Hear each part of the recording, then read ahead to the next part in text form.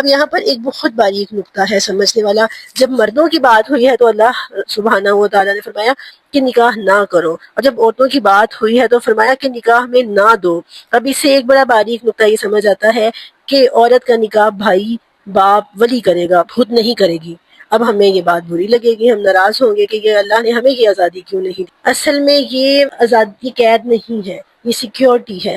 آپ دیکھیے کہ وہ عورت بھائی باپ ان سب کی ولایت میں، ان سب کی سرپرستی میں سسرال میں جاتی ہے، اس کے ساتھ کئی جگہوں پر 50-60% ناروا سلوک کیا جاتا ہے، اور جو خود ہی چلی جائے اس کی کیا عزت ہوگی. تو یہ اللہ نے اصل میں عزت، کبھی کبھی ہمیں سیکیورٹی قید لگتی ہے، ضرورت صرف ہوتی ہے سمجھنے کی.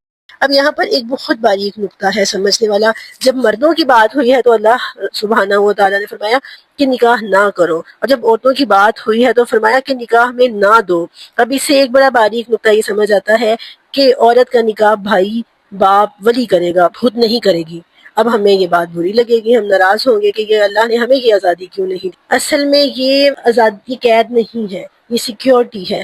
آپ دیکھیے کہ وہ عورت بھائی باپ ان سب کی ولایت میں، ان سب کی سرپرستی میں سسرال میں جاتی ہے، اس کے ساتھ کئی جگہوں پر 50-60% ناروا سلوک کیا جاتا ہے، اور جو خود ہی چلی جائے اس کی کیا عزت ہوگی. تو یہ اللہ نے اصل میں عزت، کبھی کبھی ہمیں سیکیورٹی قید لگتی ہے، ضرورت صرف ہوتی ہے سمجھنے کی.